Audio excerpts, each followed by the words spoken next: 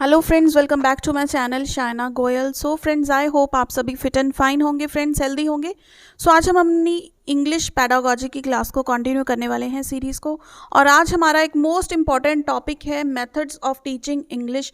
तो इसमें हम 7 मेथड्स हैं हमारे पास, ये हम कंप्लीट सभी के सभी मेथड्स आज इसी सेशन में डिस्कस करने वाले हैं फ्रेंड्स। सो स्टार्ट करते हैं हमारे सेशन को और पहली मेथड के साथ, that is grammar translation method. So first of all देखिए, ग्रामर ट्रांसलेशन मेथड, इसको जीटीएम मेथड हम बोल देते हैं, ठीक है। ये किसने दिया है? प्रोफेसर कार्ल प्लॉट्स ने दिया है। और इस मेथड को ट्रेडिशनल मेथड कहते हैं या फिर ओल्डेस्ट मेथड कहते हैं, जो जनरली टीचिंग में अडॉप्ट किया जाता है। और इसको क्लासिकल मेथड भी कहते हैं, ठीक है। ये तीनों पॉइंट्स आपको पता होने चाहिए कि इस मेथड को और क्या कहते हैं, ट्रेडिशनल, ओल्डेस्ट या फिर क्लासिकल मेथड।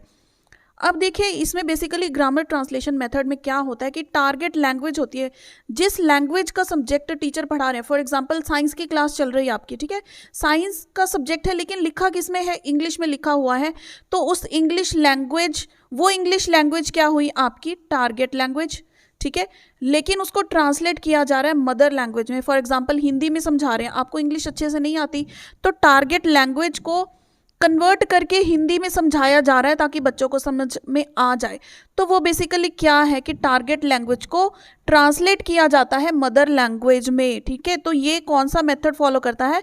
Deductive method. ये चीज़ याद रखिए, कुछ इंपॉर्टेंट पॉइंट्स है, ठीक है, जिनको मैं सर्कल कर दे रही हूँ, वो चीज़ें आपको पता होनी चाहिए कि यहाँ पर एक तो ट्रांसलेट करता है टारगेट लैंग्वेज कौन सी होती है, जो लैंग्वेज टीचर पढ़ा रहे हैं, ठीक है। और मदर लैंग्वेज ट्रांसलेट अगर करते हैं तो किस लैंग्वेज में? जो बच्चों को समझ में आती है। जैसे हम एनईपी में भी कहते हैं कि मदर टंग में, मदर लैंग्वेज में या फिर नेटिव लैंग्वेज में पढ़ाया जाना चाहिए, तो वो कौन सी लैंग्वेज होती है? मदर लैंग्वेज, ठीक है। यहाँ पर एम्फेसिस किस पर किया जाता है? रीडिंग और राइटिंग स्किल्स पर एम्फेसिस किया जाता है, ठीक है, ताकि बच्चा अच्छे से रीड कर पाए और उसको लिख पाए। यानी कि इग्नोर किसको किया जाता है? स्पीकिंग स्किल्स को, लिसनिंग स्किल्स को, इनको इग्नोर किया जाता है। ये क्वेश्चन आया भी हुआ है और इम्पॉर्टेंट है कि कौन से स्किल्स पर यहाँ पर एम्फेसाइज करते हैं या फिर प्रेफरेंस देते हैं और कौन से स्किल्स को इग्नोर करते हैं। तो रीडिंग और राइटिंग स्किल्स को यहाँ पर एम्फेसाइज किया जाता है, लेकिन जो स्पीकिंग स्किल्स है पर्सन के या लिसनिंग स्किल्स हैं, उनको क्या कर देते हैं? ये बिल्कुल इग्नोर कर देते हैं। यहाँ पर क्या है? Form is more important than content, यानी कि जो कुछ बुक में लिखा हुआ है वो या फिर उसके मीनिंग से ज़्यादा उसकी फॉर्म इम्पॉर्टेंट है। यानी कि फॉर्म मीन्स क्या रूल्स हैं उसके, क्या सिंटेक्स है, वो चीज़ ज़्यादा इम्पॉर्टेंट होती है। यहाँ पर यूनिट ऑफ टीचिंग क्या है? एक वर्ड है, ठीक है। जो चीज़ें मैं आपको सर्कल कर रही हूँ ना, जैसे जैसे हम मेथड्स करेंगे आपको कंपैरिजन पता लगेगा। इसमें यूनिट ऑफ टीचिंग क्या है, अनदर मेथड में यूनिट ऑफ टीचिंग क्या है। Unit of teaching means focus किस चीज़ पर किया जाता है? वर्ड पर, क्योंकि वर्ड को बच्चे के सामने ट्रांसलेट किया जाता है मदर लैंग्वेज में, ठीक है। तो फोकस हर वर्ड पे किया जाता है, तो ट्रांसलेट कर देते हैं उसको मदर लैंग्वेज में, इसलिए यहाँ पर यूनिट ऑफ टीचिंग क्या है? एक वर्ड है। तो ये बेसिकली क्या करता है? It encourage rote method. Rote means cramming करना, रट्टाफिकेशन करना, ठीक है। ये चीज़ें समझ में आ गई। और ये जो रेड में आपको सर्कल में नज़र आ रहा है ना, ये इसके इंपॉर्टेंट पॉइंट्स है। चाहे तो आप इसका स्क्रीनशॉट ले सकते हैं, आपको लर्न करना ये इजी हो जाएगा। बस ग्रामर ट्रांसलेशन मेथड में इतना ही है। देखिए छोटे छोटे से मेथड्स हैं, लेकिन सभी मेथड्स ही बहुत इंपॉर्टेंट हैं, क्योंकि सभी में से क्वेश्चंस आपको टेट के पेपर में, सी टेट के पेपर में या फिर पी टेट के पेपर में देखने को मिल जाता है। तो ये ग्रामर ट्रांसलेशन मेथड में ये सारी बातें इंपॉर्टेंट है। डिडक्टिव मेथड है, ये रीडिंग और राइटिंग पर फोकस करता है, ठीक है। इसका यूनिट ऑफ टीचिंग वर्ड है और यहाँ पर एनकरेज होती है rote method. Now move on to the next one, that is direct method. Next direct method, ये किसके द्वारा डेवलप किया गया है? This is developed by Maximilian Berlitz, ठीक है। ये नाम आपको याद रखना है क्योंकि ऑप्शन में आ सकता है, तो आप टिक कर देंगे। बस आप इस चीज़ को रिलेट करके पढ़िए। डायरेक्ट मेथड किसने दिया है? मैक्सिमिलियन बर्लिट्ज ने। तो ये बेसिकली जो मेथड है ना, ये एक रिएक्शन है किसके अगेंस्ट? ग्रामर ट्रांसलेशन मेथड के अगेंस्ट। मीन्स ये बिल्कुल उसके ऑपोजिट है, ठीक है, रिएक्शन है अगेंस्ट उसके। इस मेथड को और हम क्या कह सकते हैं, phonetic method, natural method, reform method या फिर एंटी ग्रामेटिकल मेथड। ये देखिए एंटी ग्रामेटिकल मेथड है, इट मीन्स ये क्या है, एक रिएक्शन है against the grammar translation method. Grammar translation method में हमने कौन सा मेथड किया था, डिडक्टिव मेथड। यहाँ पर किस मेथड को यूज किया जा रहा है, दैट इज इंडक्टिव मेथड। और यहाँ पे जो इंस्ट्रक्शंस है वो किस लैंग्वेज में गिवन है, टारगेट लैंग्वेज में। For example instructions in target language means the instructions the language that is written on the board, I am teaching you in that particular language. It means I'm using which language, which method, direct method, that I'm not using any other language to translate the given text over here. ठीक है, तो ये जो मैं अभी आपके सामने सारे सेंटेंसेस बोले हैं इंग्लिश में, तो इंग्लिश ही यहाँ पर लिखी हुई है, इंग्लिश में ही मैं आपको पढ़ा रही हूँ। इट मीन्स कौन सा मेथड यूज हो गया, डायरेक्ट मेथड। समझ में आ गया। अब नेक्स्ट यहाँ पर फोकस किस चीज पर होता है, speaking and listening skills.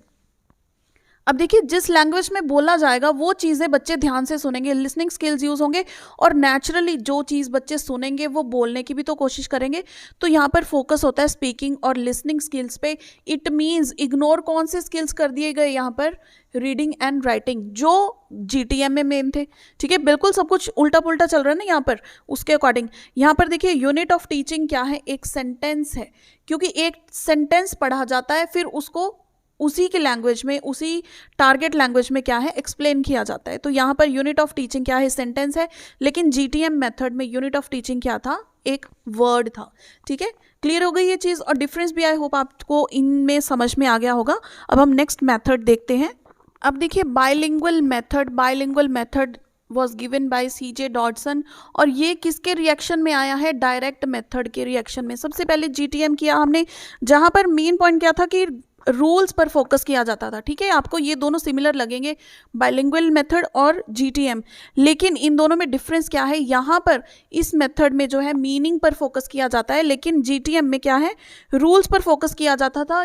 Content का मीनिंग क्या है एक्चुअल उस पर फोकस नहीं करते थे। ठीक है, तो रूल्स बेस थे, यहाँ पर क्या है, मीनिंग बेस है कि बंदे को इस चीज़ का मेन जो है मोटिव समझ में आ जाए, लिखा क्या है वो चीज़ अच्छे से समझ में आ जाए। और देखिए इसको क्या कहते हैं, common way of teaching English. ठीक है, इंग्लिश लैंग्वेज को अगर हम टीच करना चाहते हैं, बच्चे को अच्छे से एक्सप्लेन करना चाहते हैं, तो सबसे कॉमन वे क्या है, bilingual method. Bilingual means 2 languages. ठीक है, तो यहाँ पर text is read and translated, text को रीड किया जाता है और ट्रांसलेट किया जाता है। Then only teacher uses the translated language, ये चीज़ मेन है। जैसे क्लासरूम्स में फॉलो होता है कि टीचर ये चीज़ यूज़ करते हैं, लेकिन बच्चों को बोला जाता है कि कॉन्वेंट स्कूल्स में आपने देखा होगा कि बेटा आपने इंग्लिश में ही बोलना है। ठीक है, लेकिन टीचर जब समझाते हैं तो वो दूसरी लैंग्वेज यूज़ कर सकते हैं ताकि बच्चों को अच्छे से समझ में आ जाए, लेकिन बच्चों को अलाउड नहीं होता कि वो ट्रांसलेटेड लैंग्वेज यूज़ करें। ठीक है, वो टारगेट लैंग्वेज ही यूज़ करेंगे। ठीक है, इसको बेसिकली कई बार सैंडविच टेक्निक भी कह देते हैं। सैंडविच टेक्निक क्यों कहते हैं, क्योंकि दो जो लैंग्वेज है, हम जो टारगेट लैंग्वेज है ये वाली हमारी, तो इसके बीच में हम जो अनदर अपनी ट्रांसलेटेड लैंग्वेज यूज़ कर रहे हैं ना, ठीक है, इसके बीच में यूज़ कर रहे हैं टीचर्स, इसलिए इसको सैंडविच टेक्निक भी कह देते हैं। तो ये तो था बाइलिंगुअल मेथड। नेक्स्ट है हमारे पास ऑडियो लिंगुअल मेथड, और ये दिया है चार्ल्स सी फ्राइज ने, और इसको हम क्या कहते हैं, आर्मी मेथड भी कहते हैं एंड ओरल मेथड भी कहते हैं। ये चीज़ बहुत इंपॉर्टेंट है इसमें कि आर्मी मेथड क्यों कहते हैं, क्योंकि आर्मी वाले जो लैंग्वेज यूज़ करते थे ना सिर्फ सुनने के लिए, उनकी वो कोडेड लैंग्वेज होती थी और उसी में टारगेट लैंग्वेज में ही वो बोलते थे। ठीक है, तो target language only target language is used here, इसको आर्मी मेथड कहते हैं। ऑरल मीन्स क्या होता है, लिसन, और ओरल मीन्स क्या होता है, बोलना, स्पीक। तो इसको लिसन स्पीक में हम कहते हैं कि फोकस करते थे, स्पीकिंग एंड लिसनिंग में, तो इसको ओरल मेथड भी कहते हैं। ये बहुत इंपॉर्टेंट क्वेश्चन है कि ओरल मेथड किसको कहते हैं, ऑडियो लिंगुअल मेथड को। ठीक है, तो ये फोकस किस पे करते हैं, स्पीकिंग और लिसनिंग पर। तो इसमें देखिए इसके कुछ 5 स्टेप्स भी हैं, जहाँ पर इन्होंने क्या बताया है कि यह तो डायलॉग मेन इंपॉर्टेंट होता है। ठीक है, डायलॉग मेमोराइजेशन, उसके बाद इन्होंने ड्रिल्स की बात की है, चाहे वो रेपिटेशन ड्रिल्स हों, चेन ड्रिल्स हैं, ठीक है, क्वेश्चन आंसर ड्रिल्स होते हैं, ट्रांसफॉर्मेशन ड्रिल्स। तो बेसिकली ये फोकस किस पे करते हैं, स्पीकिंग पे, लिसनिंग पे, और किसके थ्रू, वाई डायलॉग्स एंड ड्रिल्स, बिल्कुल छोटा सा मेथड है, लेकिन एक क्वेश्चन भी आ गया तो वो मेन क्वेश्चन क्या है, ओरल मेथड किसको कहते हैं या फिर आर्मी मेथड किसको कहते हैं। ठीक है, ये चीज़ क्लियर हो गई। नेक्स्ट है हमारे पास डॉक्टर वेस्ट मेथड, और ये किसके द्वारा गिवन है, बाय माइकल फिलिप वेस्ट। इनके नाम से ही ये पड़ा है डॉक्टर वेस्ट मेथड। और ये मेथड किसके अगेंस्ट है, अगेन डायरेक्ट मेथड के अगेंस्ट है। यहाँ पर ये कहते हैं कि teachers should teach silent reading, जिसको हम कहते हैं ना कि बच्चा आराम से बैठा है, अपनी जो लिखा हुआ है उसको साइलेंटली अपने माइंड में रीड कर रहा है वर्ड्स को। ठीक है, तो ये किसके साथ रिलेट करते हैं, ये स्ट्रेस करते हैं यानी कि फोकस करते हैं कि जो आपका रिटन वर्क है और जो आपका ओरल वर्क है, ठीक है, उन चीज़ों को आप रिलेट करके पढ़ें। जो लिखा हुआ है साइलेंट रीडिंग है ना, साइलेंट रीडिंग कैसे होगी कि आप चुप करके बैठ के जो लिखा हुआ है उसको पढ़ रहे हैं, ओरल वर्क। ठीक है, ओरल यानी कि जो लिखा हुआ है उसको बोल रहे हैं। ठीक है, साइलेंटली कह लीजिए। तो ये बेसिकली किन चीज़ों को इग्नोर करते हैं, लिसनिंग एंड राइटिंग स्किल्स को इग्नोर करते हैं। और इनका सबसे ज़्यादा फोकस किस पर होता है, हम कहते हैं कि रीडिंग पर सबसे ज़्यादा फोकस किस मेथड का होता है, वेस्ट मेथड का होता है। ठीक है, बिल्कुल छोटी सी ये मेथड है, तो इसमें क्लियर हो गया। इस पे सबसे ज़्यादा फोकस किस पे करते हैं, रीडिंग पे करते हैं, और वो क्या है, साइलेंट रीडिंग पर टीचर्स को फोकस करना चाहिए, बच्चों को इन्वॉल्व करना चाहिए साइलेंट रीडिंग में। क्लियर हो गई है बच्चे ये मेथड। नेक्स्ट देखिए हमारे पास है टोटल फिजिकल रिस्पांस मेथड, इसको TPR मेथड भी कहते हैं, और ये दिया है जेम्स एशर ने। ठीक है, जेम्स एशर ने ये मेथड दिया है। तो फिजिकल रिस्पांस मेथड है, इट मीन्स जो भी चीज़ें आप पढ़ रहे हैं उसमें आपकी फिजिकल मूवमेंट भी इन्वॉल्व होनी चाहिए। ठीक है, तो ये बेसिकली क्या कहते हैं कि coordination of language and physical movement. ये चीज़ सुनकर आपको वो चीज़ नहीं याद आ रही जो छोटी क्लासेस में बच्चों को पढ़ाई जाती हैं, क्रेच में या फिर प्लेवे में टीचर्स एक्शंस करके सारी चीज़ें सिखाते हैं, या फिर जो राइम्स बच्चों को सिखाई जाती है ना, उसको एक्शंस करके सिखाया जाता है। तो वो क्या है, कोऑर्डिनेशन है आपकी लैंग्वेज की और आपकी फिजिकल मूवमेंट की। फिजिकल मूवमेंट मीन्स हम क्या कहते हैं कि यहाँ पर हमारे जो मोटर स्किल्स हैं, ठीक है, मोटर स्किल्स वो यूज होते हैं। ठीक है, इसका ऑब्जेक्टिव क्या होता है, टू डेवलप फ्लुएंसी। बच्चे क्या है, छोटे बच्चे होते हैं ना, जो देखिए suitable for beginner level learner. जो छोटे बच्चे होते हैं वो, उनको एक्शन के साथ, फिजिकल मूवमेंट्स के साथ कुछ सिखाया जाए, वो अच्छे से लर्न करते हैं और वो बोलने भी लग जाते हैं वो चीज़। तो इसका ऑब्जेक्टिव क्या है, डेवलप करना फ्लुएंसी को। Then learners follow teacher's command. बच्चे जिस तरह से टीचर्स को देखते हैं उन्हीं को फॉलो करते हैं। ठीक है, बिल्कुल बेस्ट एग्जाम्पल, ये एग्जाम्पल अगर आप याद रख लोगे ना, ये पूरा का पूरा मेथड आपको याद रह जाएगा कि जैसे बच्चों को राइम्स सिखाई जाती हैं एक्शन के साथ, बच्चे उन टीचर्स को फॉलो करते हैं, एक्शंस करते हैं और राइम बोलते हैं, तो ये उनकी फ्लुएंसी भी इंक्रीज होती है, फिजिकल मूवमेंट और लैंग्वेज की कोऑर्डिनेशन होती है। और किसके लिए सुटेबल है, बिगनर लेवल लर्नर्स के साथ। ठीक है, यानी कि छोटे बच्चों से के लिए ये मेथड ज़्यादा सुटेबल है। बिल्कुल छोटे छोटे से मेथड्स हैं, लेकिन सारे के सारे इंपॉर्टेंट हैं। क्लियर, ये 6 मेथड क्लियर हुआ। अब हमारा फाइनल मेथड है कम्युनिकेटिव लैंग्वेज टीचिंग, और वो बहुत इंपॉर्टेंट है अगेन।